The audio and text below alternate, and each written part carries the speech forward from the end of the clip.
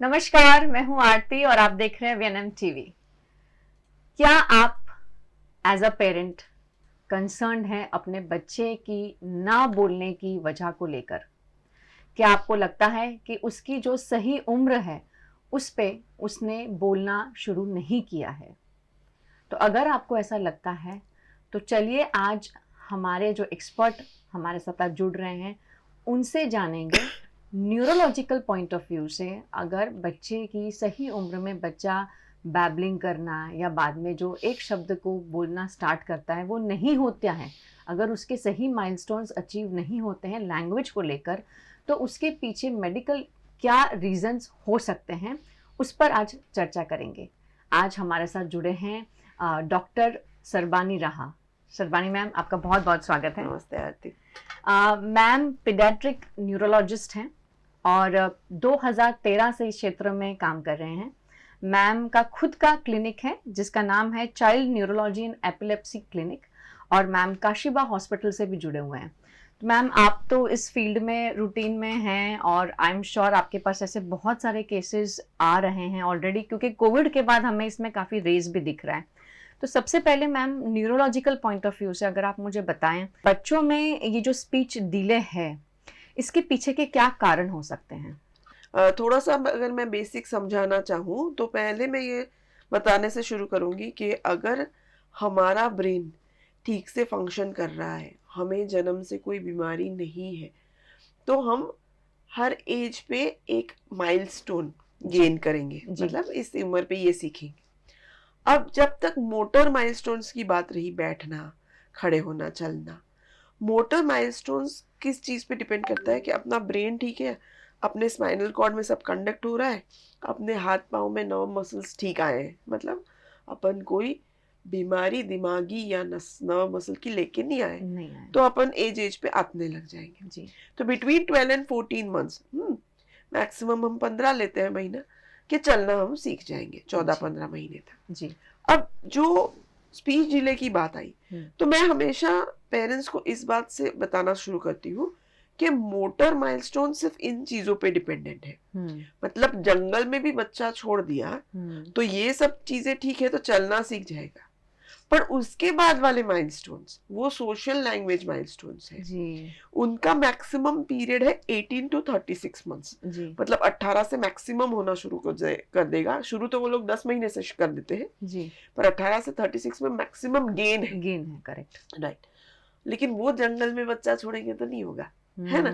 तो जो अपना ह्यूमन नेचर, ह्यूमन ब्रेन है, उसने सोशल और लैंग्वेज माइलस्टोन्स को एनवायरनमेंट डिपेंडेंट रखा है, करेक्ट। तो हमारे पास थोड़ा सा जेनेटिक बैकग्राउंड अगर चाहिए, हमारा इंटैक्ट सीएनएस चाहिए, ब्रेन स्पाइनल कॉर्ड सब इंटैक्ट है, और फिर हमको एनवायरनमेंट भी चाहिए, राइट। तो अभी की जो स्पीच डिले वाली समस्या खास हो रही है उसमें ये एनवायरनमेंट वाला जो लास्ट पॉइंट है वो उसमें बहुत प्रॉब्लम है, करेक्ट। न्यूक्लियर फैमिलीज जी, अर्बन सेटिंग में न्यूक्लियर फैमिली, रूरल सेटिंग में नहीं, अर्बन सेटिंग में न्यूक्लियर फैमिली सिंगल चाइल्ड जी, with multiple screen availability at home, correct. दोनों पेरेंट का इक्वल कंट्रीब्यूशन भी नहीं, राइट, रेजिंग में।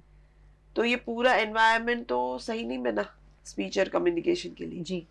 एनवायरनमेंट तो एक बंदे से नहीं बनेगा ना। तो इसलिए बहुत पहले अपना ये समझना ज़रूरी है कि स्पीच कम्युनिकेशन के लिए और environment it plays a huge role if we don't have any disease, हमें अगर कोई बीमारी नहीं है। बहुत सही तरीके से मैम ने समझाया कि एनवायरनमेंट जो है बहुत इंपॉर्टेंट रोल प्ले करता है, और हम हमेशा बोलते हैं कि स्क्रीन के अलावा अगर हम सोचें तो बच्चों के लिए जो ह्यूमन कनेक्शंस हैं, हमारा बीच का जो कम्युनिकेशन है वो बहुत ज़्यादा इंपॉर्टेंट होता है। आई थिंक मैक्सिमम बच्चे जो हैं वो बोलना जो है वो घर से ही शुरुआत होती है, तो घर का माहौल बहुत ही कंड्यूसिव होना चाहिए, बहुत ही पॉजिटिव होना चाहिए, और ऐसा इंटरेक्शन वाला भरपूर हो तो बच्चा भी बोलने की कोशिश करता है। मैम कोविड के समय और अब कोविड के बाद अगर आप भी इससे शायद सहमत करेंगे कि स्पीच डिले के जो आंकड़े हैं वो बढ़ रहे हैं, और कई बार ऐसा भी हो रहा है कि समझ ही नहीं आता है पेरेंट्स को कि ये स्पीच डिले है, मतलब उन्हें लगता है कि अच्छा नहीं अभी तो 1.5 साल का है, बोलना सीख जाएगा, 2 साल पे सीख लेगा, 2.5 साल पे सीख लेगा। तो उसकी कोई लिमिटेशन ही समझ नहीं आ रही है कि भी कहाँ तक अब अलर्ट है, अब हमें किसी को बताना चाहिए ये सही नहीं है। क्या लगता है आपको? राइट। सो हाँ, मैं पूरी तरह से सहमत हूँ कि कोविड से पहले भी ये आंकड़े थे तो सही, लेकिन अब तो बहुत बढ़ गए हैं। जी। इसकी सीधी सादी वजह यह है कि कोविड में दूसरों से इंटरेक्शन कम करो, जी, इस चीज पे पूरा एम्फेसिस था। राइट। तो जैसे मैंने कहा पहले ही शुरू किया एनवायरनमेंट, तो ये तो पूरा उल्टा कर दिया करेक्ट। कि दूसरों से इंटरेक्शन कम करो। तो माँ बाप डर के मारे बच्चों को घर से बाहर ही ना निकाले, और बच्चे को अंदर बिठाने के लिए पापा काम कर रहे हैं, पैसे कमा रहे हैं, मम्मी घर का काम कर रही है, तो बच्चे को दे देते हैं हम बेबी सिटर, वो स्क्रीन। जी। जो स्क्रीन को हम बेबी सिटर की तरह यूज करने लग गए, और फिर इस वजह से पोस्ट कोविड तो yes definitely significant rise all over the world, पूरी दुनिया में के स्पीच डिले के शुरू हो गए हैं। स्पीच डिले की जो कंडीशन है, अगर हमें लगता है कि भाई ये बच्चे में स्पीच डिले हो रहा है, तो ये बहुत ज़्यादा एडवर्स इफेक्ट ना दे, उस कंडीशन को अगर हम रोकना चाहें या सुधारना चाहें, तो इन दैट कंडीशन पेरेंट्स और एजुकेटर्स को क्या चीज़ें ध्यान में रखनी चाहिए? राइट। एक तो है कि हम आइसोलेटेड स्पीच डिले की बात करें जी, तो वो उसके लिए हमारे भाषा में, न्यूरोलॉजिस्ट की भाषा में बहुत सारे टर्म्स हैं, स्पेसिफिक लैंग्वेज इम्पेयरमेंट और ऐसा सब। तो वो हम सिर्फ लैंग्वेज या स्पीच की बात करें जी, साथ में अगर हमने सोशल मिला लिया, बच्चा अगर खेल रहा है और मम्मी पापा टाटा करके निकल रहे हैं, बच्चा खेल रहा है, उसको कोई पड़ी नहीं है टाटा करने की, तो ये तो स्पीच डिले नहीं है, बच्चे का सोशल बिहेवियर कितना इनअप्रोप्रिएट है। करेक्ट है ना। वो झूले पे खेल रहा है पार्क में, माँ बाप निकल लिए, तो कुछ पता भी नहीं है, किसी और ने उसका हाथ पकड़ लिया, चल दिया, वो रिस्पॉन्स ही नहीं दे रहा है, राइट। तो ये तो सोशली इनअप्रोप्रिएट हो गया ना। तो अब इसमें सिर्फ स्पीच डिले नहीं है, सोशल बिहेवियर भी एज अप्रोप्रिएट नहीं है। करेक्ट। 10 महीने से बच्चे को स्ट्रेंजर की पता चल जाती है, हम उसे स्ट्रेंजर एंजाइटी बोलते हैं कि भैया ये मेरे घर के लोग हैं, ये बाहर का है कोई, तो चीखना है जोर जोर से, है ना। तो वो होता है सोशल बिहेवियर, तो ये तकलीफ। और थर्ड है कि कुछ अजीब अजीब हरकतें जो बच्चे की हैबिट बन जाती है, जी, हैंड फ्लैप करना। करेक्ट। तो सिर्फ स्पीच डिले अलग बात है, जी, और स्पीच के साथ सोशल इश्यूज है, बच्चे को सोशल बिहेवियर अप्रोप्रिएट नहीं है, अजीब अजीब हैबिट्स है बच्चे को, तो फिर अब हम ऑटिज्म की तरफ जाने लगे। राइट। तो इस हिसाब से जितना जल्दी आप नोटिस कर लो घर में ये सब, उतना जल्दी आप अपने primary care giver paediatrician, right, उनको तो इन्फॉर्म करो, तो एटलीस्ट वो करेक्ट। वहाँ of course paediatrician is absolutely well trained and the right person to go to, and they know के ये सिर्फ स्पीच है, ये सिर्फ ऑटिज्म है, या कब न्यूरोलॉजिस्ट को बताना है। राइट। मेरा अगला सवाल यही लग के है मैम कि अगर स्पीच डिले की पेरेंट को पता चल जाता है कि है, तो सबसे पहले जैसे आपने कहा कि paediatrician is the right person और वेल ट्रेंड है, जहां हम सबसे पहले कांटेक्ट कर सकते हैं। और हालांकि बच्चों को पहले जानते भी वही हैं, क्योंकि जब से बच्चा पैदा होता है तब से पीडियाट्रिशियन हमेशा उस एनवायरनमेंट का भाग बन जाते हैं।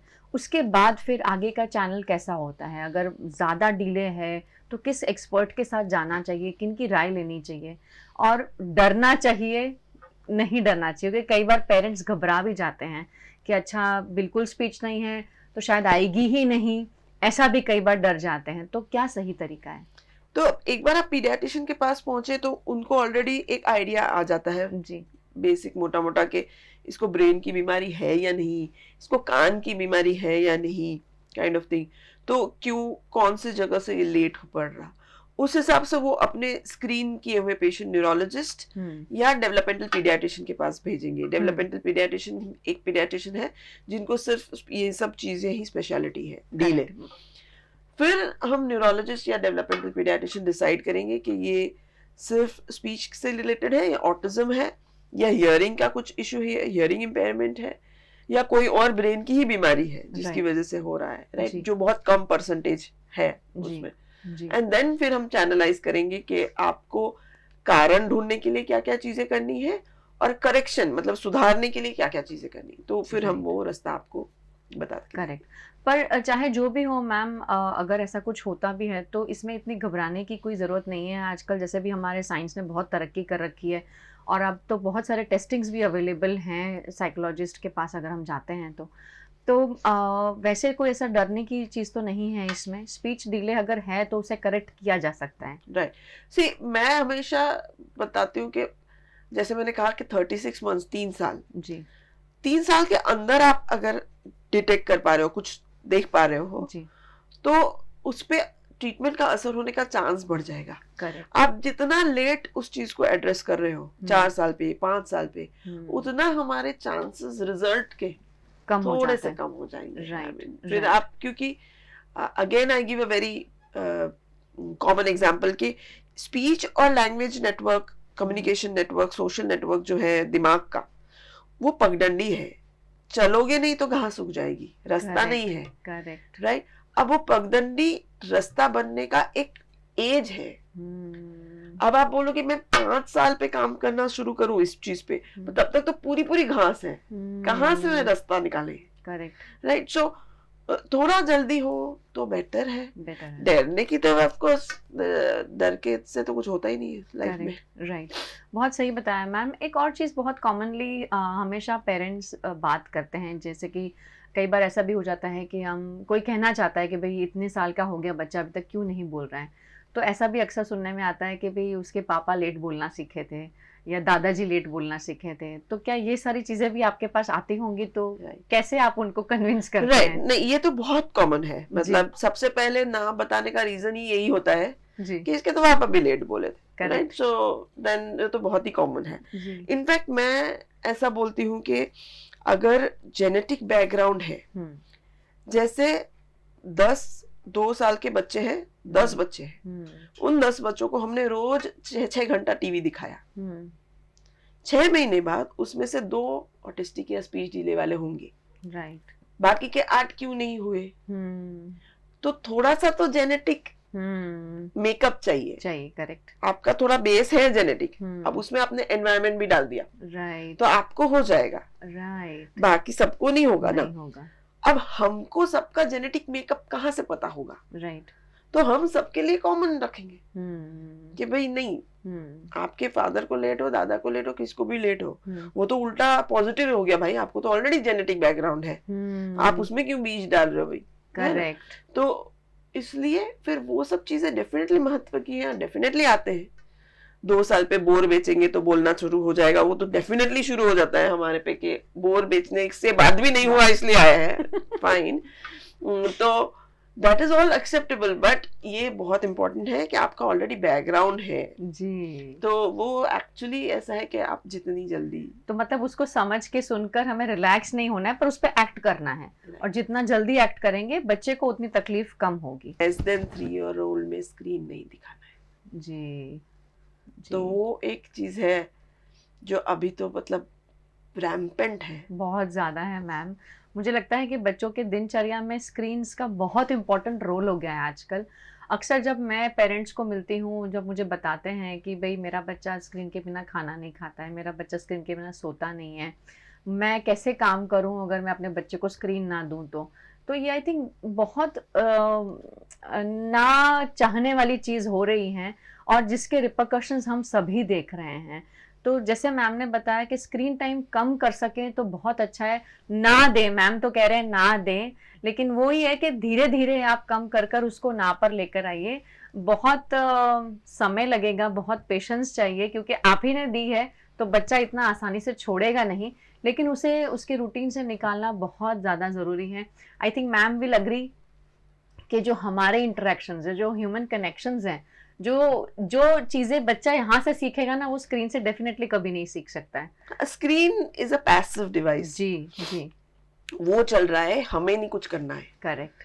पैसिव डिवाइसेस का कोई रोल नहीं है लेस देन 3 ईयर में। जी, यू नीड 1 to 1, राइट, मतलब टू एंड फ्रो चलते रहना चाहिए, करेक्ट। तो ही लेस देन 3 years ओल्ड को स्किल्स आएंगी, सोशल और कम्युनिकेशन की, दोनों आएंगी। राइट। जी मैम आपका बहुत बहुत थैंक यू आज हमारे साथ जुड़ने के लिए। क्या आप, वैसे तो मैसेज आपने ऑलरेडी हमारी ऑडियंस को दे दिया है, अगर आप कुछ और जनरली कहना चाहें हमारे एजुकेटर्स को स्पेशली, क्योंकि 3 के बाद जो डिलेस तो जो हो रहे हैं और अगर पेरेंट उस पर एक्ट करना चालू कर भी देता है, पर बच्चा जब वो स्कूल एज में आ गया है ऑलरेडी, तो टीचर्स को क्या चीज ध्यान में रखनी चाहिए? राइट, आई थिंक तो पेरेंट्स के लिए तो ये है कि लेस देन 3 साल से कम आप स्क्रीन मत दीजिए, जी, किसी भी तरह का स्क्रीन मत दीजिए।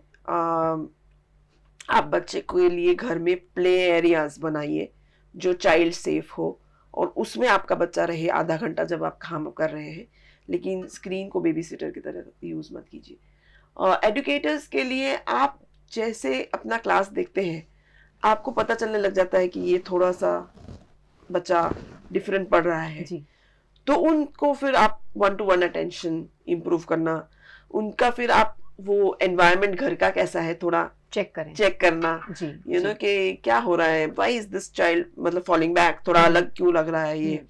तो एंड वहां से बहुत ज्यादा बुरा ना बोलना पेरेंट्स को। थोड़ा सा ये हो जाता है, मेरे पास ऐसे रोते पीटते आ जाते कि टीचर ने तो बोला कि इसको दूसरे स्कूल में ले जाओ, ये तो बहुत अलग सा ही है कुछ नहीं। मैं मानती हूँ कि अगर आपको 20 बच्चे संभालने हैं एडुकेटर को, और एक ही बहुत परेशान कर रहा है, तो उससे बाकी के 19 का पूरा सफर हो रहा है, तो ऐसा लगता है कि सेपरेट कर दिया जाए, इसको अलग ले जाओ। पर थोड़ा सा तो हमारी भी जिम्मेदारी है। तो आई थिंक टीचर पेरेंट्स को डराए ना, यस, रिमेन अवेयर ऑफ कि कौन अलग है, उनका सोशल एनवायरनमेंट कैसा है, उनको पॉजिटिव मोटिवेशन के होगा कम ऑन। जी जी जी, बहुत सही बताया मैम ने। और इसमें एक चीज मैं जरूर ऐड करना चाहूंगी कि बच्चों को लेबल मत करिए। जहां तक आपको कुछ पता नहीं है या आपके पास ब्लैक एंड व्हाइट में नहीं आ जाता है कि ये बच्चे को ये तकलीफ है, तब तक पहले से ही उस बच्चे को लेबल ना करें, क्योंकि लेबल्स बहुत आगे तक जाते हैं। और ये हमें समझना बहुत ज़्यादा ज़रूरी है एज एजुकेटर कि हर बच्चा अलग है, उसकी कैपेबिलिटीज अलग हैं। जो बच्चा सही समय पे सीख लेता है कुछ चीज़ें, कोई बच्चा थोड़ा समय लेकर सीखता है। सब कर लेते हैं, लेकिन उसको एनवायरनमेंट जो है वो हमें देना है, वो रिस्पॉन्सिबिलिटी हमारी है। पेरेंट्स अगर इससे नहीं समझ पा रहे हैं, नहीं डिटेक्ट कर पा रहे हैं, तो वो हमारी एक रिस्पॉन्सिबिलिटी है कि हम पेरेंट्स को बताएं कि बच्चे के बिहेवियर में ये सारी चीज़ें हो रही हैं और ये सही नहीं है, तो आप प्लीज़ एक्सपर्ट की हेल्प लें। लेकिन तब तक अपना पेशेंस मत घुमाइए, उस बच्चे को भी आपकी ज़रूरत है, क्योंकि जब बच्चा बोल नहीं पाता है तो बहुत फ्रस्ट्रेटेड फील करता है, बहुत क्रैंकी फील करता है, उसे समझ नहीं आता है, वो चीखता है, चिल्लाता है और हमें लगता है कि ये अलग है। वो ऐसा नहीं, क्योंकि वो बोल नहीं पा रहा है इसलिए वो ये सब करने की कोशिश कर रहा है। समझें बच्चों को और अपना समय ज़रूर दें। Ma'am, thank you so much, आपका बहुत बहुत धन्यवाद हमारे साथ जुड़ने के लिए। आप सभी व्यूअर्स का भी अ बिग थैंक यू। हर हफ्ते आप इसी तरह हमारे साथ जुड़ते हैं और आगे भी जुड़ते रहिए। VNM TV और VNM TV किड्स का यूट्यूब चैनल है, लाइक करें, शेयर करें, सब्सक्राइब करें। और जितने भी पेरेंट फ्रेंड्स की आपके लगती है आपको कि ये कंसर्न है कि उनके बच्चे में स्पीच की डिले हो रही है, तो ये वीडियो ज़रूर शेयर करिएगा। मैम ने काफ़ी सारे प्रैक्टिकल चीज़ें बताई हैं जिससे आप इजीली डिटेक्ट कर सकते हैं कि प्रॉब्लम है या नहीं, और नहीं है तो बहुत अच्छी बात है, पर फिर भी गैजेट्स तो नहीं देने हैं। Thank you so much.